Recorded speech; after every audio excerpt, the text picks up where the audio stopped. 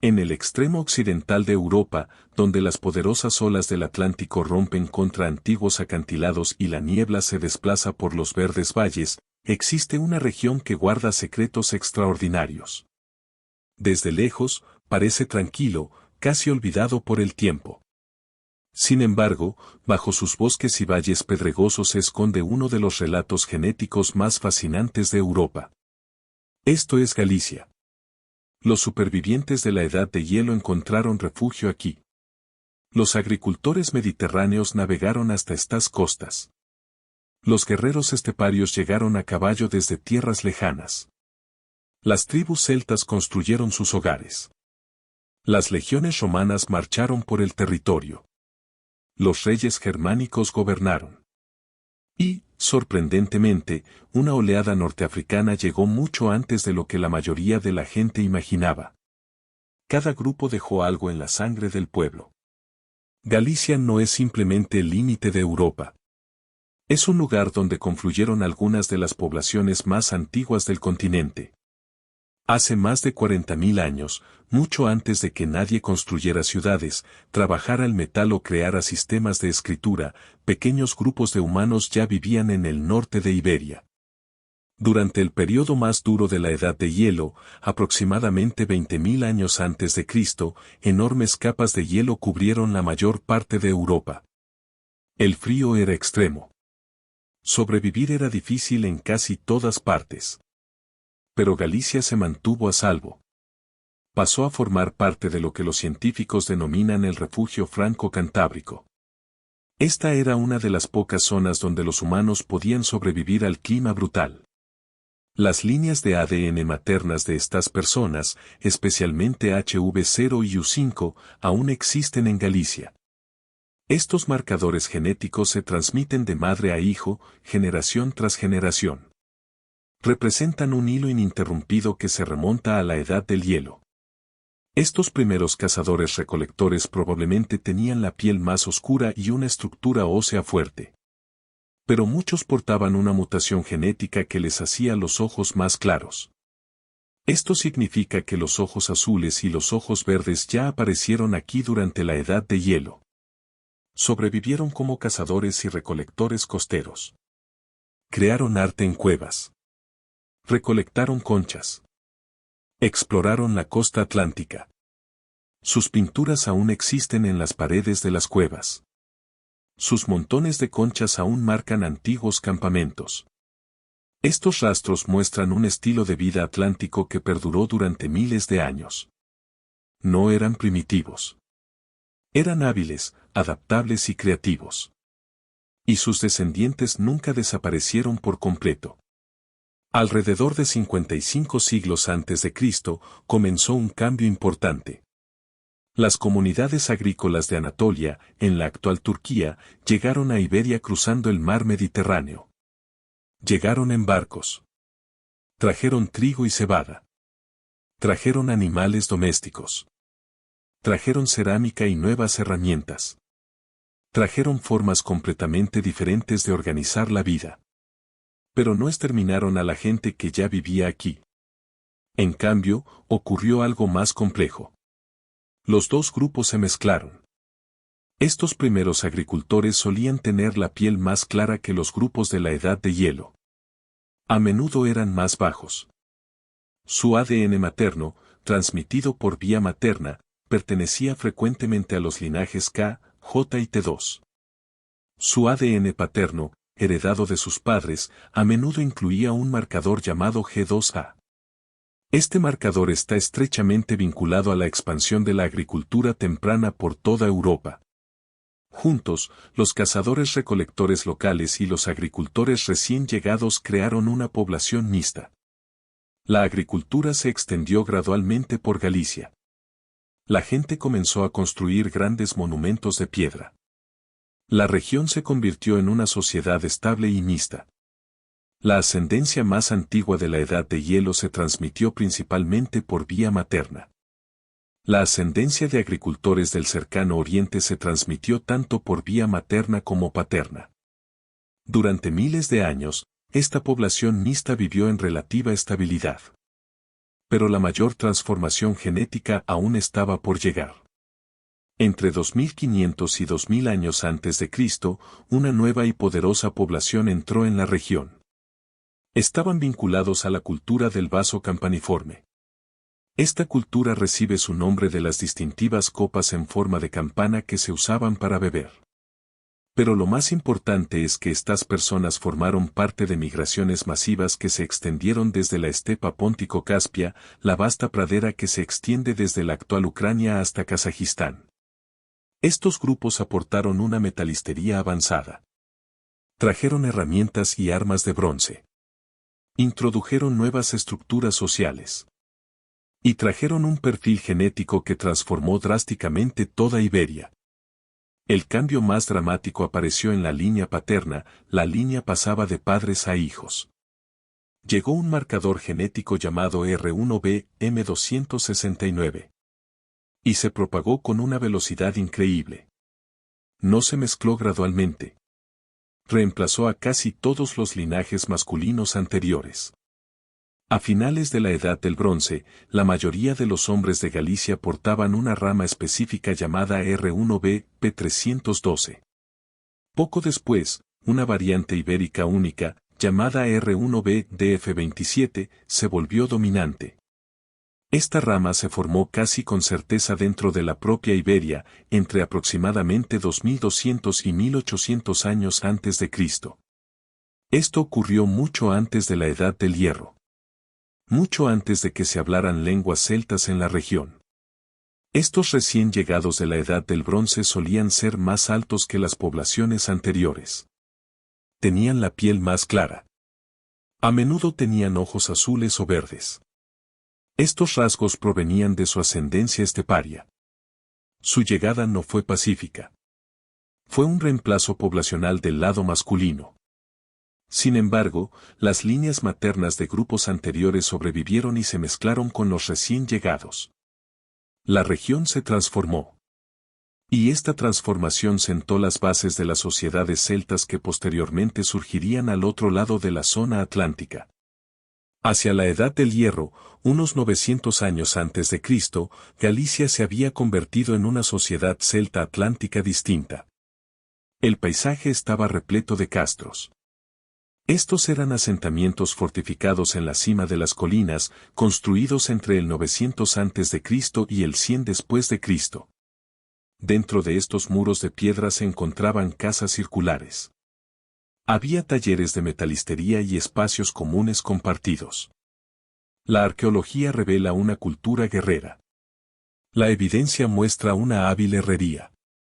El arte de este periodo presenta patrones geométricos en espiral similares a los encontrados en Irlanda y Bretaña. Pero la genética revela algo crucial sobre cómo se formó esta cultura celta. No llegó a través de las migraciones celtas clásicas de Europa Central. La cultura de Eichstätt y la cultura de Latene, famosas sociedades celtas de Austria y Francia, no desplazaron a la población local. Galicia siguió dominada por R1b DF27, el linaje paterno que ya se había hecho común durante la Edad del Bronce. Esto nos dice algo importante. La cultura celta en Galicia se desarrolló localmente. Se extendió a través de las redes costeras atlánticas, no mediante invasiones de Europa Central. La gente no cambió. La cultura evolucionó entre ellos. Los gallegos de la Edad del Hierro probablemente se parecían a muchos gallegos modernos. Tenían tonos de piel entre claros y medios. La mayoría tenía cabello castaño. Muchos tenían ojos azules o verdes. Estos rasgos físicos reflejan la ascendencia esteparia que permaneció más fuerte en el noroeste de Iberia. Su lengua se llamaba galaico y se registró en inscripciones desde aproximadamente el año 150 a.C. hasta el siglo 100 d.C. El galaico estaba estrechamente relacionado con las lenguas celtas habladas en las Islas Británicas. Su vocabulario y gramática muestran claras conexiones con el irlandés y el galés antiguos. Hoy en día, aún perviven en Galicia ecos de aquella época celta. Las gaitas suenan en los festivales. Las piedras antiguas aún muestran espirales talladas. El ritmo acelerado de la muiñeira continúa en las celebraciones. Se trata de conexiones vivas con una civilización celta que nació en suelo ibérico y ha sido continuada por los pueblos de esta tierra. Cuando los ejércitos romanos llegaron alrededor de 137 años antes de Cristo, Galicia no se derrumbó sin más. Se resistió. Luego se adaptó. Los romanos trajeron la ingeniería y las carreteras. Trajeron la planificación urbana y la administración. Trajeron el latín, que con el tiempo evolucionó al gallego y al portugués. La influencia romana fue fuerte culturalmente. Pero, genéticamente, su impacto fue limitado. Solo una pequeña cantidad de ascendencia de Italia y del Mediterráneo oriental entró en la región durante el dominio romano. Galicia siguió siendo, ante todo, una población atlántica. El periodo romano duró siglos. Las ciudades crecieron. El comercio se expandió. La infraestructura mejoró. Pero la composición genética de la gente se mantuvo en gran medida continua con la población de la Edad de Hierro que la precedió.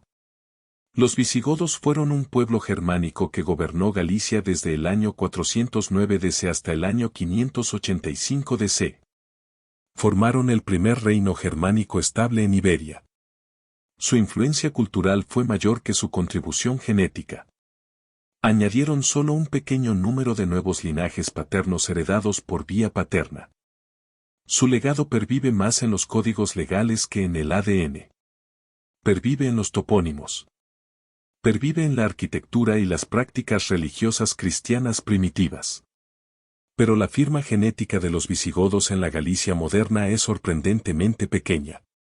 La mayor parte de la población continuó descendiendo principalmente de los primeros habitantes de la era celta y romana.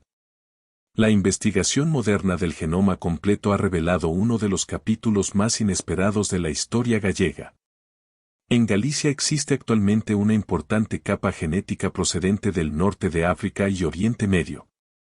Esta ascendencia representa entre el 13 y el 16% del acervo genético gallego moderno. Pero lo que lo hace chocante es que esta ascendencia entró en Galicia antes de la conquista islámica de Iberia, no después de ella. Los métodos de datación genética sitúan esta mezcla entre los años 620 y 670 después de Cristo. Esto ocurrió durante las últimas décadas del reino visigodo, antes de que los ejércitos musulmanes invadieran España. La llegada estuvo fuertemente impulsada por los hombres. Aproximadamente el 21% del ADN gallego, heredado a través de los padres, se remonta a orígenes del norte de África o de Oriente Medio. En marcado contraste, las líneas maternas transmitidas por las madres se mantuvieron cerca de solo el 1%. Este patrón muestra que la contribución genética vino principalmente a través de los hombres. Estos hombres podrían haber llegado a través de movimientos militares. Podrían haber llegado a través de redes comerciales. Podrían haber llegado a través de contactos marítimos tempranos a lo largo de la costa atlántica. Dejaron muy pocos rastros culturales. No hubo cambios lingüísticos importantes. No hubo transformación religiosa en esa época. Sin embargo, su firma genética se convirtió en una capa permanente en la ascendencia de Galicia. Este hallazgo desafía muchas suposiciones sobre la historia ibérica. Demuestra que una importante influencia genética norteafricana llegó antes y por vías diferentes a las que tradicionalmente se creía. Hoy en día, Galicia es genéticamente distinta de gran parte de España. Los estudios muestran que los gallegos se agrupan más cerca de los vascos, asturianos y de las poblaciones francesas del Atlántico. Su ascendencia esteparia es mayor que en la mayoría de las demás regiones ibéricas.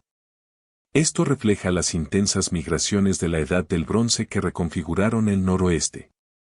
Su linaje paterno DF27, heredado a través de sus padres, alcanza algunas de las frecuencias más altas de toda Europa. Y aunque los gallegos tienen ascendencia norteafricana, es notablemente menor que en Andalucía y otras regiones del sur de España. En cuanto a la apariencia física, muchos gallegos modernos presentan tonos de piel claros o intermedios. El cabello castaño es el más común, aunque también aparecen tonos más claros. Los ojos azules y verdes son más comunes que en la mayor parte de España. Culturalmente, Galicia mantiene fuertemente su carácter atlántico. La música es distintiva.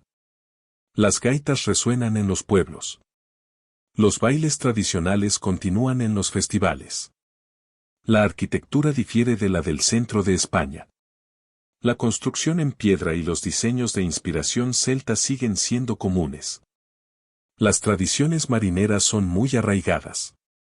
Las comunidades pesqueras existen desde hace milenios. La cultura marítima influye en la vida cotidiana de la costa. Y el gallego conserva una identidad única. Comparte raíces con el portugués, pero conserva su propia gramática y vocabulario. Galicia nunca se ha fusionado del todo con una única identidad española. Conserva algo más antiguo, algo vinculado al mundo atlántico más que al Mediterráneo.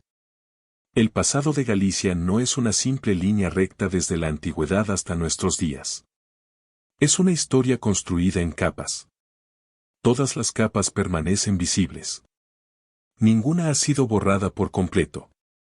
Están los refugiados de la Edad de Hielo, que sobrevivieron en este refugio costero cuando el hielo cubría la mayor parte de Europa. Sus líneas maternas aún se transmiten entre la población. Están los agricultores neolíticos, que trajeron la agricultura y se mezclaron con los cazadores-recolectores. Su ascendencia se integró a la población de forma permanente.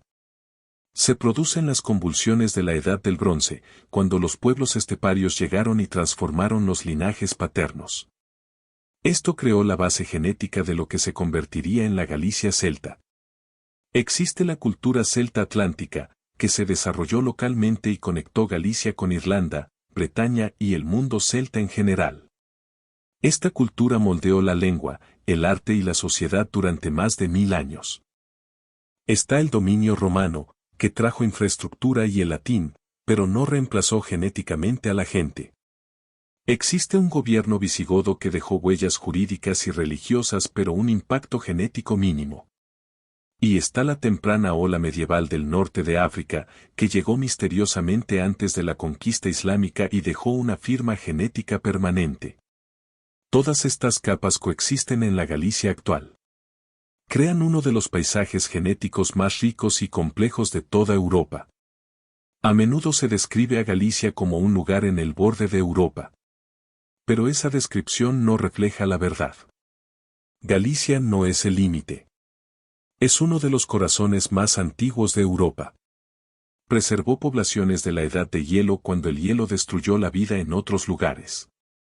Se convirtió en una encrucijada para pueblos atlánticos y mediterráneos. Desarrolló la cultura celta de forma independiente. Absorbió la civilización romana. Sobrevivió al dominio germánico.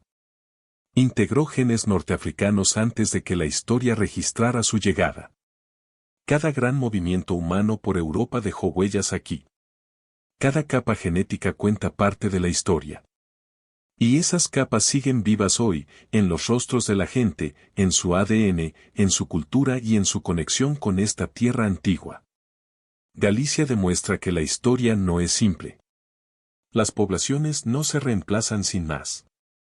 Al contrario, se mezclan, se adaptan y transmiten el legado de todos los que las precedieron. Esta tierra, donde el Atlántico se encuentra con la piedra antigua, alberga en su interior decenas de miles de años de historia humana. Es un lugar donde la Edad de Hielo nunca terminó del todo. Donde los primeros agricultores aún viven en los genes de la gente. Donde los guerreros de la Edad de Bronce dejaron su huella. Donde la cultura celta surgió de raíces locales. Donde Roma construyó caminos que aún existen. Donde los misteriosos recién llegados dejaron a sus hijos. Galicia no está olvidada. Está incomprendida. No está vacío. Está lleno de fantasmas y antepasados. Y no es el borde de nada. Es uno de los lugares donde nació la propia Europa, capa tras capa, migración tras migración, generación tras generación, hasta convertirse en el complejo y hermoso tapiz genético que existe hoy. Si quieres más historias como esta, viajes que conectan la genética y la historia con las raíces ocultas de nuestro mundo, asegúrate de suscribirte. Deja un comentario abajo. Comparte tu opinión. Dime qué región o grupo de personas te gustaría explorar próximamente. Cada me gusta y cada compartir ayudan a dar vida a más de estas profundas historias. Gracias por ver. Nos vemos en el próximo.